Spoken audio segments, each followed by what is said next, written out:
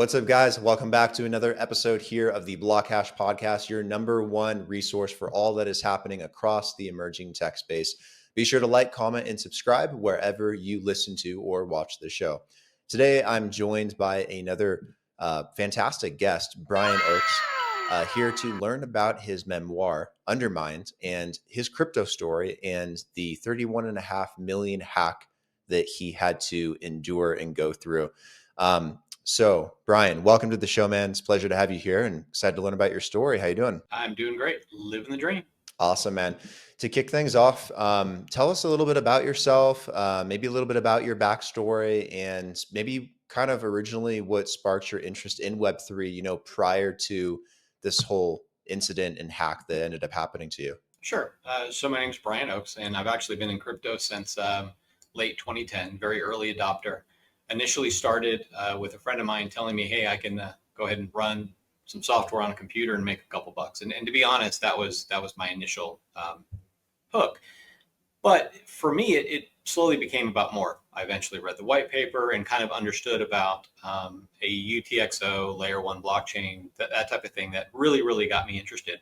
And because I have a operational computer background as an IT director and working for other tech companies as a debug reverse engineer, for me, it was always about what I could do with the information stored within the blockchain. But to be quite honest, it was initial hook of, hey, I can make a couple bucks running on a computer. Why not, right? And that's what got me initially hooked in. Yep, same here. Very, very close period of time in terms of how I got in the space. Got in 2013. Mine was more or less watching Peter Schiff stand on a stage and rant about how Bitcoin sucked and was never going to be worth anything when it was like $500, $600, $700. Now it's like 103,000. But I digress. Anyways, I know that you have a memoir called Undermined, and it's about your story because it hasn't been all sunshines and rainbows for you. You went through a horrendous $31.5 million hack, right? Absolutely. So let me kind of start the stage of the hack. So basically, it was December 11th, 2020. I'm sitting at my office, basically a couple doors down, and we had just moved into a new office space. So this is where I'm an IT director for a company, and we moved into this space that the kids came up here, love child labor. It's awesome. Make your kids earn something. So they went ahead and we were rearranging the office, and I'm sitting at my desk, and all of a sudden, I go ahead and I see needs password in my Outlook. And I look at my wife, I'm like, hey, did something going on? And right before that, I had just seen an email from AT&T saying there was a change made on your account. So again, Randy, did you do anything? She said no. I all of a sudden then look over to the left, I look at my phone and it says no service. So immediately at that point, something's going on. And so then that is what began the process. So at this particular time, I figured out real quickly within a few minutes I was SIM swapped. And then at that point, I do what I can to get back into my Hotmail account. And as soon as I get back in, so I've effectively reset my password, I get back in, and then I start looking and I refresh my mailbox. And every single crypto exchange you could ever think of is hit as a reset password, all in quite alphabetical order as well. So, in hindsight, I can kind of make some jokes about how well it was done, and it was quite crafty. But in the moment, I mean, you're just freaking out because you really can't comprehend what is happening. Fast forward a little bit, about 30 minutes in, I go ahead and I again have figured out what's going on, right? And then I start looking at the accounts that I had, and keep in mind these were not exchange accounts; they were actually core wallet accounts, are effectively drained. So it took them total about 8 minutes to take 31.5 million. And as of today's, it would be worth about 90 million right now. My goodness, that must have been horrible to sit there and watch and to feel kind of helpless that it was happening. Well, so you're kind of in this fight or flight mode at that point, right? So if you think about it, the adrenaline kicks in, and I write about the first chapter of the book is basically what happened, how it happened, because you almost have to set the stage for what then happens next. And so if you think about it, my whole technology career has basically been in the crit sit situation. So I basically have been, think of it as a emergency room doctor for technology. I tend to get called in for the most critical situations, to reverse engineer it, debug it, get the systems back online. And so at that point, the adrenaline kicks in. And as I'm watching the hack happen, I'm actually taking the IP addresses, I'm tracing them, and finally found out, even before I called AT&T to shut off the account, which is probably the first thing I should have done, but you don't think about it in that moment. I'm trying to gather data. I'm tracing them all over the internet, getting into the machines that they were already in, and they compromised. They effectively had a compromised machine at a colo in Seattle, and that's where they were originating all the attacks from. Gotcha. What were you able to kind of figure out where the Bitcoin ended up going, or did they put it through like a washer or something, or what ended up happening to all the 31.5 million? So effectively, from the technology perspective, what ended up happening was it was mixed, and it was mixed very well, very quickly. Now, the origination of the attack appeared to come from basically Asia-ish, and I could tell that based off where the traffic was originating. And to be honest, that's kind of a guess, because you get to a certain point and you can't go further without the help of the ISP. And the ISP was as helpful as they could be, but it was a computer on their system that was actually compromised itself. I can't imagine your mental state of mind at that point. And you're like, probably part of you, again, like you mentioned, fight or flight, like you're trying to figure it out, but at the same time, you're probably feeling a bit like, I don't know if there's anything I can do. How do I react to this? Or how did you feel overall? To be honest, in that moment, you don't really know how to react. So for me, it was a natural reaction of, let me get data, let me gather. So it's the old concept of, okay, let me put my feelings aside and now let me get in data gather mode. So I gathered as much data as I could, because that is my one opportunity, right? So in my prior training for the companies I work for, where I'm actually the guy reverse engineering it, as much as I want to get the customer back online, I want to get as much data as I can, because you're never going to be in that state again, right? So in that moment, I gathered as much as I could, and then finally ended up calling AT&T to get the account turned off. And of course, so think about it from that scenario. I'm calling into a customer service rep who really doesn't understand what's happening, and I'm telling him I didn't process a transaction. He then tells me, no, you were at a store. No, I wasn't. The store was in another state. How could I be in another state? So I'm having to convince the customer service rep to actually turn my account off. And then finally, the next day, after this is said and done, I actually go to a non-franchise store, and the franchise store is interesting angle in this. I actually go to a corporate AT&T store. I actually get the copy of the receipt that was processed, and the store wasn't even open, which then brings a whole nother layer into this. Well, so what did you do after that?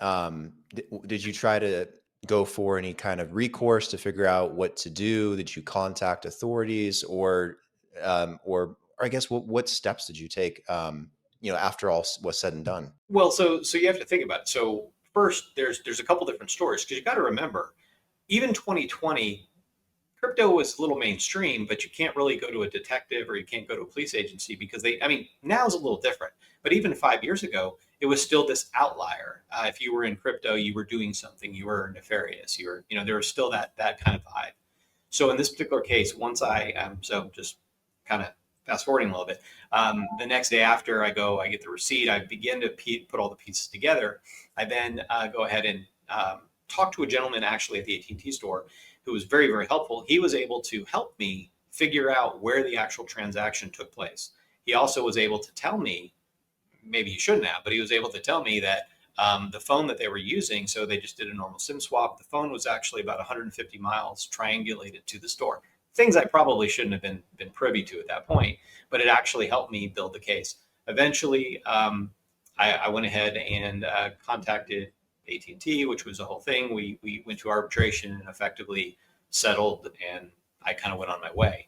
But we settled for pennies on the dollar. But it was kind of the whole concept of, when you go through this type of tragedy, and it is PTSD type thing, how do you get people to understand your problem, right? Because if you think about it, and in the book, so it starts out with the first chapter is the theft itself.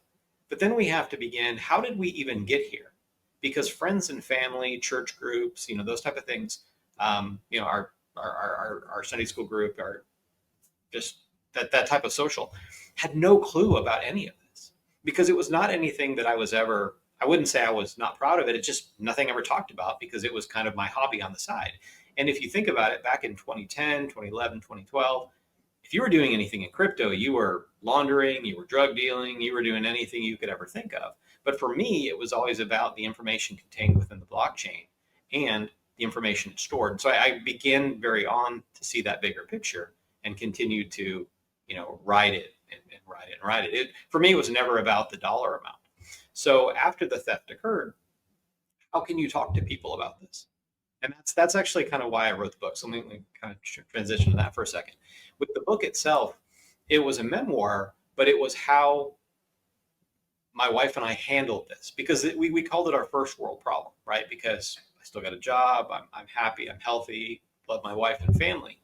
But it was still this big thing of I had to admit defeat and failure on something that I worked for a long time, that somebody effectively beat me to it, so to speak. And in this particular case, every time I'm contacting an authority, I'm going ahead and talking to a detective, I'm talking to, all the different agencies, I'm having to relive the crime because I'm having to educate them through the whole process. And that's something that I don't think people ever realize, because if you're at the beginning of like the forefront of something, everyone that you're talking with and everyone that you're educating, everyone that you need help from, you have to relive the crime, so to speak. So it's that whole concept of the victim reliving their crimes. And yes, it's not the same as physical harm to someone, but it kind of is, right? The book itself came about of notes that I was making as I was talking to a therapist. And as I began to tell the story with people, I began to expand and expound. And then eventually I started telling a few friends. And what really got me was their initial reaction was, hey, I would have killed myself if that would have happened to me. And that really hurt me because, one, they might not have, but the simple fact that they reacted that way kind of told me that maybe this was the story that I needed to tell of how we handled this situation. And we didn't take it to that extreme. Because unfortunately, in the crypto space, there are a few people that I know who did take their own life because they weren't able to handle the ups and the downs. They were maybe putting their focus on the wrong thing and maybe focused on the dollar amount and maybe not the information or whatever they were doing. But I hated to see that. So the kind of the solace in this, or the blessing in this, was maybe that maybe what happened to me, I needed to tell the story of that, not potentially what I was going to do with the dollar amounts. Yeah, there's a lot of people that, struggle with these kinds of things, and unfortunately, these hacks and attackers affect a lot of people today, still in crypto specifically. And I've seen it happen to people I know. I've seen it happen to friends. I've seen it. It's even happened to me a couple times. And they're very creative and crafty. And there's so many different ways to go about creating an attack vector and to go after a consumer that doesn't really have much of an understanding, and just the mental state of mind to handle that, especially if it's a big chunk of money. I've seen a lot of people handle it and do okay, and others, they struggle with depression, or they put out their life savings in it and they don't know what to do next, or some feel suicidal, like horrible things, and it's tough. It's like, and I love the fact that you put all this into your memoir. And I think it's something that very much can help a lot of people that may go through this at some point, or that have in the past, that are still maybe trying to reconcile what happened to them. Well, one of the things that, just to be honest, you're probably the smartest guy in your room. I'm probably the smartest guy in my room, right? In our circle of friends, it's what we do. We, not saying that that's a trophy or anything, but I made a human mistake in this. And to actually write it down in a book was very, very revealing, because at the end of the day, I never thought I was going to be a target. Why would I be a target? Never really spoke at crypto conferences. I mean, I was, there, and I was behind the scenes and I was helping, but I was never a keynote speaker. I never really was the target of anything. Somebody targeted me, and I will never know who did. I have some ideas, but even the business associates I had and people I interacted with had a very small view into what I actually had from a holding perspective, right? Because it really was never about that. But to have somebody target me specifically, it was kind of yeah. There's a lot of things that you begin to look at all situations differently now through this lens, right? And one of the reasons I went ahead and spoke to a therapist was because, not that I wanted to burden my wife. I mean, we're fine, but I basically had to find somebody who I could talk about my, as I called it, my first world problem, right? And there's a whole story of that in the book. And the idea is that I actually put my notes with the therapist in there as well, so you could see what was going on in my head, because it was through BetterHelp, and I did some chats and all that kind of stuff. And so everything that I sent to her was included in the book as well. So you could see what I was, talking about and how it took me a little while to get to the point where I'm telling her of my first world problem. Because at the end of the day, this dollar amount is just the thing that everyone else is focused on. For me, this was my one opportunity to potentially have influence or make an impact beyond myself. And now that was taken away. So the kind of the solace in this was maybe the story about how we handled it was actually the story we needed to tell. And you said that, what happened to you in particular was a SIM swap attack. Can you explain a little bit how that works and what that is exactly for those that might not be familiar? Because it sounds a little elusive when you talk about it. So everyone's like, "Oh, I have my phone's on me. Like, how can someone, just hack my phone?" But it's pretty creative and happens to a lot of people. So there's a few different types of SIM swap. Mine was one that I have never heard of before, by the way. So the standard SIM swap is you influence someone inside the company, right? So it's actually a customer service agent, or a manager, or someone who's physically a carrier employee who has access, and then they basically take the phone number on your phone, all of a sudden port it or change it to another physical device, and voila, you don't get your SMS messages, phone calls, etc. So that's one type. Another type people refer to as they call them Telegram hacks or Telegram chats, where there's basically a group of people and they will coordinate someone physically running into the store, stealing the manager's tablet, and then they actually now have control because the tablet's unlocked for about 30 to 45 minutes until that device is physically disabled, right? So usually it's a coordinated attack. I've seen lots of reports on them. The joke that we have is little Johnny has to finish dinner and then he goes to his Telegram chat and coordinates with everyone. In my particular case, no one was physically in the store. So the terminal at an AT&T franchise store was what was actually compromised. And so based on the surveillance footage, there was nobody physically in the store. So the computer was being remotely controlled. So the computer in the store was actually compromised itself, which is a completely different attack than I've ever heard of. And so far at this particular time, from what I've been able to find, it is the only one that has happened this way that I'm aware of. There may be others, but maybe people aren't talking about them, etc. Despite all of this and after everything that's happened, do you still remain active in the Web3 world in any way? Regardless of whether it's investing or not in a crypto, like, do you still participate in talking to people about best practices, how to handle certain situations? What do you talk and advocate for? So for me, I'm advocating in the sense that if you don't think you're a target, then you already are. Because I'm a great example of that. I never really thought I would be a target. I mean, why would you? If you're standing on stages and you proclaim this, proclaim that, I totally get it. But I'm more of a behind the scenes guy. I was up until I wrote the book. And so why would I ever be targeted? The message I'm trying to get out is that if you don't think you're a target, you probably already are, right?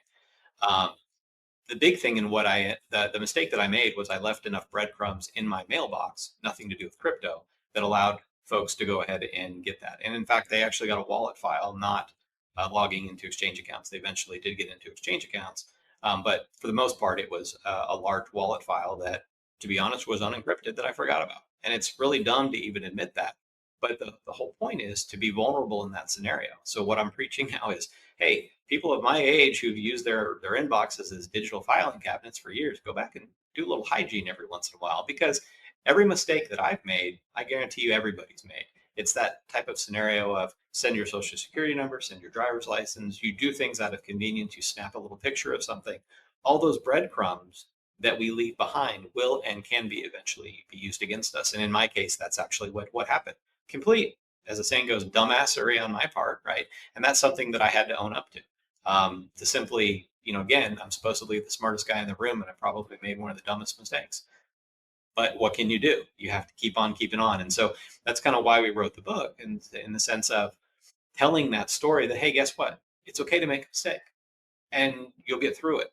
And, maybe if you're defining yourself based off this one thing, this dollar amount, this whatever this token is, maybe you might want to line it on something else. So Absolutely. And, on top of that, there's this, I think, growing need for security across the Web3 landscape. And obviously, one of the biggest issues was when FTX went down a few years ago. And, but, there's been so many issues for a long time in this space. And, just the other day, too, Coinbase was dealing with a hacker that was trying to get personal information. I think they did get some personal information, and was, telling Coinbase that they wanted a $20 million ransom for like potentially hundreds of millions of dollars, in customer accounts that could allegedly be exposed. And then they turned around with a $20 million bounty for it. Like there's this whole like back and forth, but still, regardless, there's this growing need for like, especially when you have your crypto on exchanges and in third parties, and you don't have it in self custody. And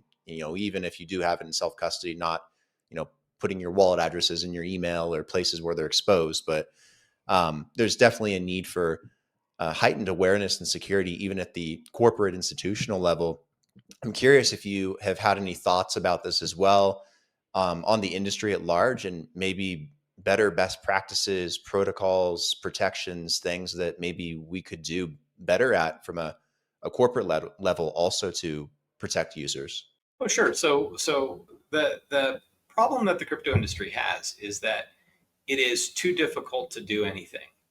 So it's not necessarily adoptable. I call it the grandparent logic, right? When crypto will basically begin to take off from that perspective is when your grandparents can use it, right? I have some great techie grandparents, but still, most people get the point when I make that analogy. The challenge is convenience versus security, right? Because you need to have it convenient so it can be quick, but you want it to be secure, so then it tends to be cumbersome. So from an industry perspective, whoever conquers that will then have a greater adoptability. From my perspective, the thing that I'm preaching is, if you don't think you're a target, you already are, period.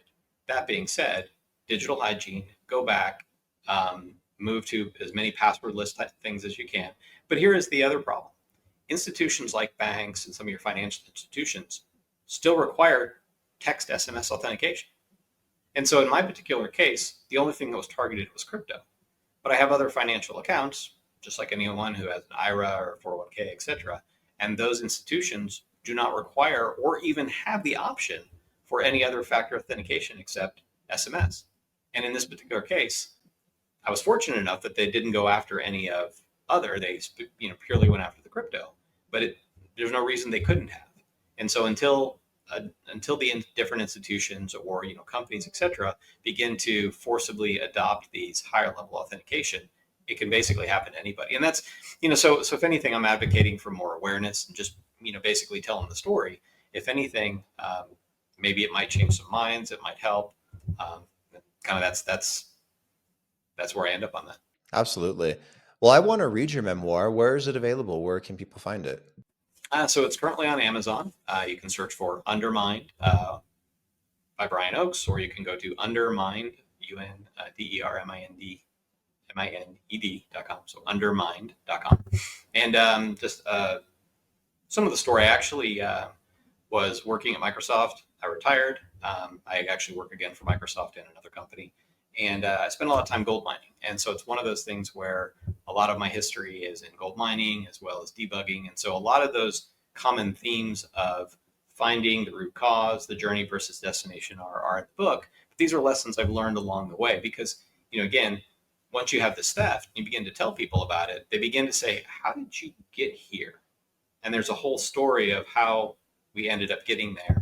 And then it ends with my wife ended up having breast cancer. And so when we added that to the book as well, the idea was, well, this is how we handled one situation. And when she developed breast cancer, we kind of handled it the same way. Well, sounds like you have quite a great story there. Obviously, it's told probably really well in the book, and I can't wait to read it. But are you planning to do anything in person or live, or at any maybe conferences or shows, or maybe touring around, like doing a book tour? Have you thought about doing anything like that, kind of continue spreading that message? Yeah, actually, a few weeks ago, I was at CypherCon in Wisconsin. I had the opportunity to speak up there. And then hopefully we have some things in the fall. But yes, I'm completely open and available for anybody who wants to hear the story. And like I said, it's one of those things where there's a lot of details that I put in the book that I'd absolutely tell if we had the time, because there's a lot of things that have happened in my life. Another thing that a lot of people don't realize is I was actually in Tokyo during the 9.0 earthquake. Definitely things that you see that shape your view on philanthropy and other things that I was planning on doing with the crypto. And that's kind of the other thing that never really told anybody about, because it doesn't really matter in the long run. What I was planning on doing was there's a website out there that I have used for years. It's kiva.org. And my plan was to do the same type of thing with them, where you're doing micro lending to people all over the world. Because in the US, we're very fortunate. So I had this great opportunity to give an impact beyond myself. I was going to use that as the base to then do micro lending and basically give out to people who want to have greater opportunities than I've had. So What else can people look forward to you doing in the near future? Like, do you have any additional plans in terms of what you want to do beyond the book? Like, do you want this to be maybe a series of books that maybe can be adopted over time into like different anecdotes from your life? Or is this like kind of like a one-off thing that you wanted to do? So it actually, like I said, it started kind of, think of it as the concept of a burn journal, right? So it basically Sure. started as the burn journal, where I'm, writing down my notes and getting the thoughts out of my head. Everybody always jokes and says it'd make a good movie, but I don't Could ever make a see good movie. that. Who knows? You never know. But really, the impact for me is to go ahead and once people read it, they'll kind of realize, every day that we're living, we're existing, we're interacting is just part of a journey that we go on. And it doesn't necessarily mean we know the destination, right? Make the biggest impact you have with anyone you can, because the thing that you say or the interaction you have with them in that particular moment may be the interaction that makes them go left versus right. And you never know how it's going to turn out, but you want to leave all of those interactions more positive than you entered it. And that's just kind of been my philosophy all this time. You did ask one other thing from the crypto space, right? So I'm on Twitter, Chopper Brian, and I basically, I'm big in the Digibyte space. So that's always been kind of my love Bitcoin, love Litecoin, but I also love Digibyte. And it's one of those where I love the community based. I love the small miners. I love the original origin, not to the larger corporate crypto kind of now, but I love just that small homebrew type thing. And that's always been where my heart is. So I'm active in that community, helping, guide some development, helping, in any decentralized organization, it's always fun because it's decentralized. So it's like herding cats. So as long as we're kind of rowing the same way, then so I'm just kind of taking a role where I'm just kind of helping guide people, maybe give them some guidance here and there.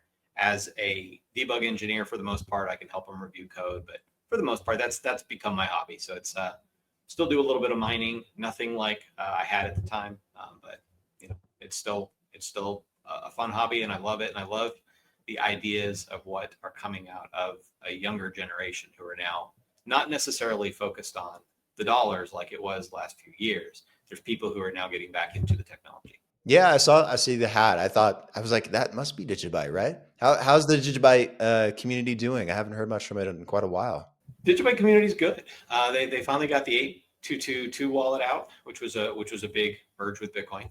Still, Digibyte 5 algorithms, DigiShield, all the awesomeness in it. My hope is that there's some people who are going to be starting to build on DigiShield and DigiID and those type of things from a security perspective, right? But like anything, because it's not listed on Coinbase and Gemini and Kraken in the US, right? You run into this problem where you're not going to get necessarily US investment. You can go down a whole rabbit trail of the reason why, but like I always tell people, don't necessarily focus on that. Focus on building usable applications for the blockchain based on a layer 1 UTXO.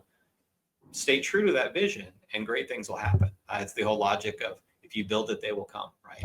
Unfortunately, there's a lot of people who've been investors for a long time, or they just are holding some, and it stays about 1 penny.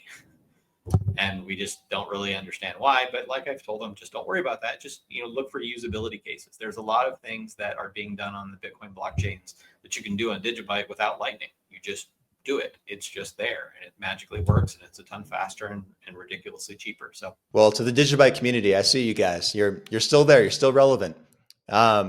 No, it's awesome, man. It's cool to see that you're a part of that community too, and that it's making progress as well. Hopefully, more people build on it. I'd love to see some cool applications at some point.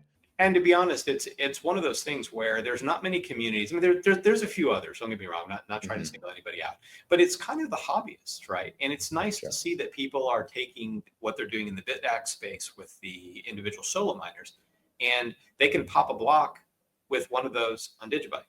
They can actually, and so it gives them that feeling of involvement. And like I've told people, mining something on Digibyte is not necessarily about dollars and cents at this point. It might be later on, right? But if you're willing to be part of a larger movement, this is the great movement to actually be part of, because you still can have those achievable awards and stockpile something away. And guess what? If you're doing it for a dollar amount, 10 years from now, it may be worth $1 or $2 or $3. And at that point, you have a great return on investment. So don't focus on the bigger picture. Just focus on, well, actually focus on the bigger picture in this case, but don't focus on, it has to be Bitcoin, it has to be Litecoin, it has to be one of those others. Just let it be itself, build. And as the saying goes, if you build it, they will come.